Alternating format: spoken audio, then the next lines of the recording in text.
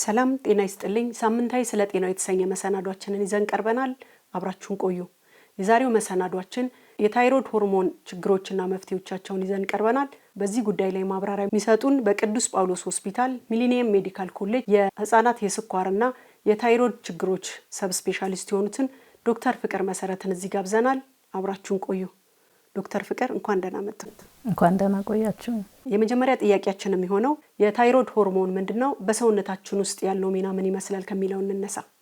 ታይሮይድ ሆርሞን እንግዲህ ታይሮይድ ከምንለው እጢ የሚመነጭ ሆርሞን ነው።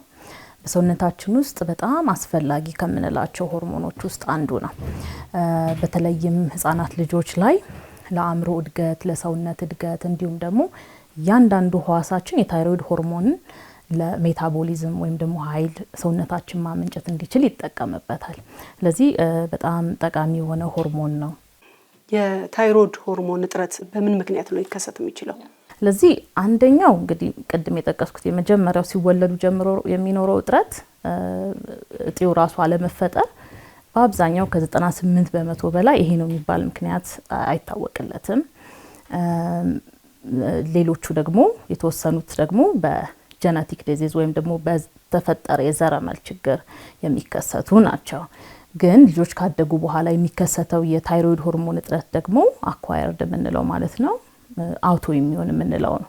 ስለዚህ አውቶ ኢሚዩን የምንላቸው በሽታዎች እንግዲህ መነሻቸው የተለያየ ምክንያት ሊሆን ይችላል። ግን ሰውነታችን ልጆች ገና ማህፀን ውስጥ ሆኖ በምናድግበት ጊዜ ሰውነታችን የራሳችን የነጭ ደም ሴሎች መልሰው እኛን እንዳያጠቁን ትሬንድ ናቸው።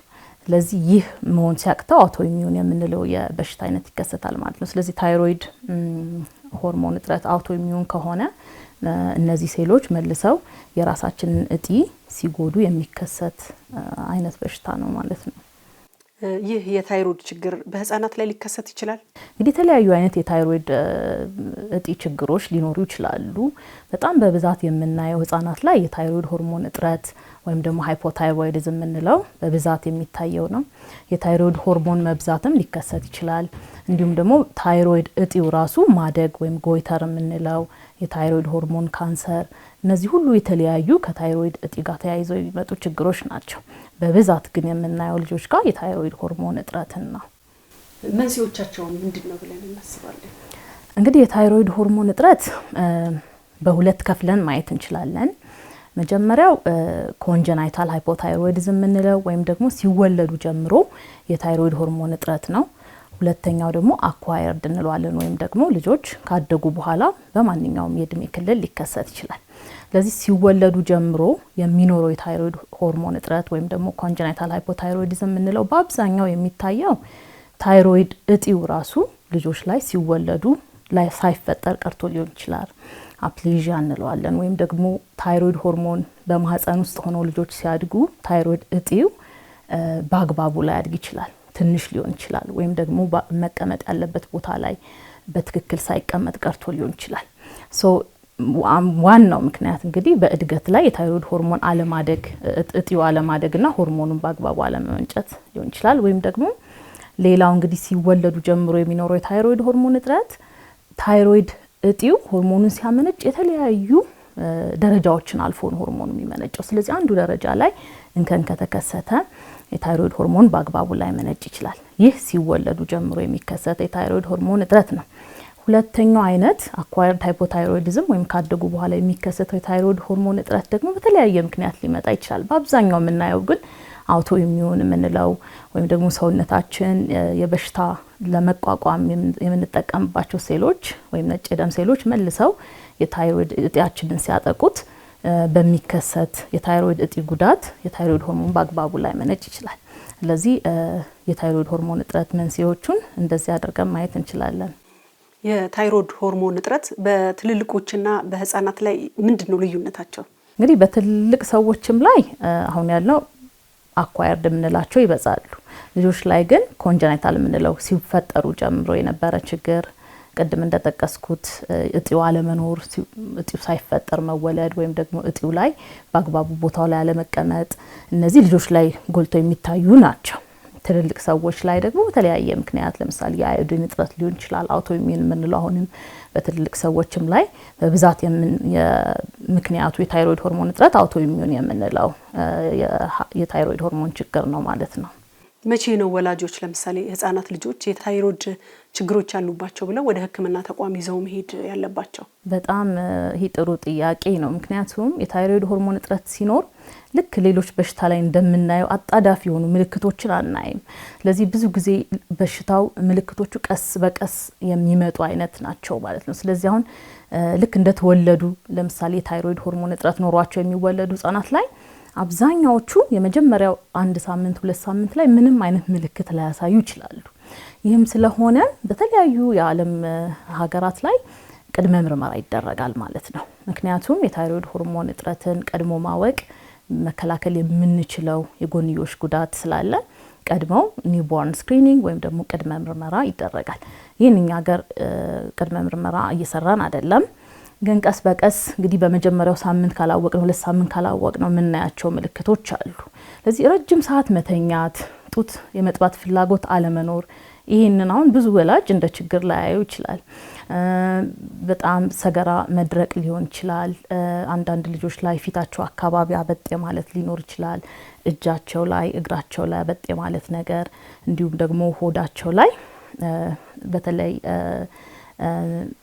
አምብልከስ የምንለው አካባቢ ትንሽ እብጠት ነገር የሚኖር ከሆነ ሰውነታቸው ቢጫ የሚሆን ከሆነ በተለይ ቢጫ የሚሆኑት ነገር ከ2 ሳምንት በላይ የሚቆይ ከሆነ ወይም ፕሮሎንግድ ጃውንዲስ እንለዋለን እኛ።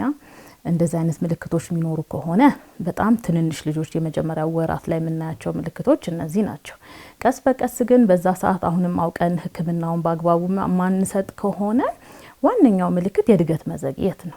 ስለዚህ ልጆች እድገታቸው ሙሉ ለሙሉ በጣም ከእድሜ ክልላቸው አንጻር ከምንጠብቀው ጋር የማይሄድ ከሆነ በዋነኛነት ደረጃ ማሰብ ያለብን የታይሮይድ ሆርሞን እጥረት ነው ማለት ነው። ስለዚህ መቀመጥ፣ መቆም የምንላቸው መናገር፣ እነዚህ ሁሉ እድገት ላይ የምንጠብቃቸው ነገሮች የዘገዩ ይሆናሉ ማለት ነው። ከዛ በተጨማሪ የቆዳ መድረቅ፣ የጸጉር መነቃቀል፣ እንደገና ደግሞ ቅልጥፍ አለ ማለት ፍዝዝ ማለት በጣም የምግብ ፍላጎት መቀነስ፣ እነዚህ ዋና ዋና ምልክቶች ናቸው። ስለዚህ እነዚህ አጣዳፊ የሆኑ ምልክቶችን ስለማይታይ ብዙ ጊዜ የጤና ተቋም ከሄዱ በኋላ አብዛኛውን ጊዜ ዋና ችግር ሆኖ ላይታወቅ ይችላል። ግን ይህንን በሽታ ቀድሞ አለማወቅ በተለይ የመጀመሪያው 5 ዓመት ላይ ታውቆ ሕክምና ካልጀመርን የሚያመጣው ችግር የአእምሮ እድገት ውስንነት ነው ወይም ደግሞ ሜንታል ሪታርዴሽን። ስለዚህ በዓለም ደረጃ መከላከል ከምንችላቸው የአእምሮ ዝግመት መንስኤዎች ውስጥ በዋነኛነት ደረጃ ኮንጀናይታል ሃይፖታይሮይዲዝም የምንለው ወይም ደግሞ የታይሮይድ ሆርሞን እጥረት ዋነኛው ምክንያት ነው ማለት ነው። ለዛም ነው የህፃናት ቅድመ ምርመራ የሚሰራው። ግን በማንኛውም የእድሜ ክልል እድገት መዘግየት ካለ በተለይ ቁመት ማጠርም በጣም አንዱ ምልክት ደግሞ እሱ ነው። ስለዚህ ቁመት ማጠር፣ የእድገት መዘግየት ሲኖር በሌላ ነገር መግለጽ የማንችለው የሰገራ ድርቀት፣ የቆዳ መድረቅ፣ የጸጉር መነቃቀል፣ እነዚህ ሁሉ የታይሮይድ ሆርሞን እጥረት ምልክቶች ናቸው። ያደጉ ልጆች ላይ ደግሞ በፊት ከነበሩት ቅልጥፍና ትንሽ ዘግየት ማለት ወይም ከፍተኛ የሆነ የድካም ስሜት፣ ለመጫወት ፍላጎት አለማሳየት ሊሆን ይችላል። በጣም ብዙ ጊዜ ደግሞ ትምህርት ቤት ውስጥ አስተማሪዎች የትምህርት ደረጃቸው ጥሩ የነበሩ ልጆች በጣም ከነበሩት ወርደው የትምህርት ደረጃቸው መቀነስ ይኖራል። እነዚህ አይነት የሰገራ ድርቀት፣ ቅድም ቆዳና ጸጉር ላይ የጠቀስናቸው ነገሮች ሁሉ ይታያሉ ማለት ነው። በተለይ ያደጉ ልጆች ላይ ደግሞ በዋነኛነት የምናየው የቁመት ማጠር ነው። ስለዚህ ምክንያቱ ያልታወቀ የቁመት ማጠር ሲኖር የታይሮይድ ሆርሞን እጥረትንም እንደ አንድ መንስኤ ማሰብ በጣም አስፈላጊ ነው ማለት ነው። እንደ ሀገራችን ይህ የታይሮይድ እጥረት ችግር አሳሳቢነቱ በምን ደረጃ ላይ ነው ብለን ልንወስድ እንችላለን? እኛ ጋር እንግዲህ በዓለም ደረጃ በተሰሩ የተለያዩ ጥናቶች ከ2000 የሚወለዱ ህጻናት ውስጥ አንዱ የታይሮይድ ሆርሞን እጥረት ኖሮት ነው የሚወለደው። ይሄ እንግዲህ ሲወለዱ ጀምሮ እጥረት ካላቸው ልጆች ነው። ግን በአጠቃላይ ማንኛውም ልጆች ላይ ስናይ ከ1 እስከ 2% ህጻናት ልጆች ላይ የታይሮይድ ሆርሞን እጥረት አለ። በጣም አቴንሽን መስጠት ያለብን ግን በተለይ ኮንጀናይታል ሃይፖታይሮይዲዝም ነው። ምክንያቱም ቅድም እንዳልኩት የአእምሮ ውስንነትን ቀድመን በማከም ብቻ ሙሉ ለሙሉ መከላከል ስለምንችል እንግዲህ ከ2001 ህጻን ማለት በጣም ቀላል ነገር አይደለም። ስለዚህ አብዛኛዎቹ የዓለም ሀገራት አሁን ቅድመ ምርመራን ሲያስቡ ምንድነው ወጪው ምን ያክል ሁሉንም ልጅ ምርመራ አድርጎ ከዛ ውስጥ አንዱ ማግኘት ወጪው ምን ያክል ነው ወይም ደግሞ ኮስት ቤኔፊት ሬሽዮ ምንለው አለ እሱ በደንብ የተጠና ነገር ነውና ቅድመ ምርመራ ማድረጉ በጣም ርካሽ ነው ከአንድ ልጅ ሙሉ ለሙሉ የአእምሮ ውስንነት ኖሮት ከዛ በኋላ ለሱ ህክምና እንዲሁም ደግሞ እንደ ሀገር ደረጃ አንድ የአእምሮ ውስንነት ያለውን ልጅ ማሳደግ ወጪው ሲነጻጸር በጣም ቅድመ ምርመራ ማድረጉ የተሻለ ነው። ስለዚህ ቅድመ ምርመራ ማድረግ የተሻለ አማራጭ ነው ቀድሞ ለማወቅ በሽታው። የታይሮይድ እጥረት በብዛት የሚታየው እዚህ አንገት አካባቢ ነው። የተለየ ነገር አለው? እስቲ እዚች ላይ ማብራሪያ ሊሰጡን። ዋና ምልክቶች ናቸው ቅድም እንዳልኩት አሁን የታይሮይድ ሆርሞን ችግር አብዛኛው ሰው የሚያስበው የታይሮይድ የምንለው እጢ ላይ አንገታችን ላይ እብጠት ሲኖር ነው። ኦፍ ኮርስ እብጠት ሲኖር የምናስባቸው ነገሮች አሉ። ግን የታይሮይድ ሆርሞን እጥረት ለምሳሌ አሁን ቅድም የጠቀስኳቸው ታይሮይድ ሆርሞን ካልተፈጠረ እብጠት ላይኖር ይችላል። ስለዚህ ሙሉ ለሙሉ እጢውን ላናገኘው እንችላለን በእጃችን ለመዳሰስ በምንሞክርበት ጊዜ ያው የህክምና ባለሙያ ይሄን በእርግጠኝነት በእጁ ብቻ ዳሶ ማወቅ አስቸጋሪ ነው። ስለዚህ የሚሰሩ ምርመራዎች ይኖራሉ አልትራሳውንድን ጨምሮ ታይሮይድ ስካን ምንለው አለ የተለያዩ ምርመራዎች እንድናቅ ይረዱናል። ስለዚህ እብጠት ባይኖርም የታይሮይድ ሆርሞን ችግር ሊኖር ይችላል። ስለዚህ ዋናዎቹ ምልክቶቹ ናቸው ቀድም የጠቀስናቸው ምልክቶች ቀድመን እንድናስብ ሊያደርጉን የሚገቡት ምልክቶች እነዚህ ናቸው። ምንድነው በህብረተሰቡ ዘንድ ያለው የተሳሳተ አመለካከት በዚህ በታይሮይድ ሆርሞን እጥረት ላይ ያለው የተሳሳተ አመለካከት ምንድነው? የታይሮይድ ሆርሞን እጥረት ላይ እንግዲህ ዋናው የተሳሳተ አመለካከት ባንለውም ግንዛቤው በጣም አናሳ ነው። ለዚህ አሁን ቅድም እንዳልኩት ቅድመ ምርመራ የሚያደርጉ ሀገራት ላይ በሽታውን ቀድሞ ማወቅ በተለይ በመጀመሪያ 2 ሳምንት ውስጥ የሆርሞኑ እጥረት እንዳላውቀን ሆርሞኑን መተካት ከጀመርን በጣም እንደውም ከሌሎች ህክምና አንፃር በጣም ቀላል የምንለው ህክምና የታይሮይድ ነው። ሙሉ ለሙሉ ለውጥ የምናይበት አይነት በሽታ ነው።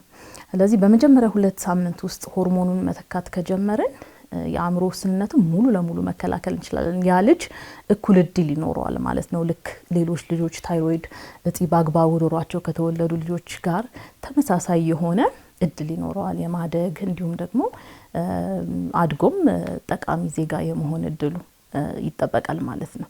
ስለዚህ ግንዛቤው ነው ዋናው ቅድመ ምርመራ ማድረግ።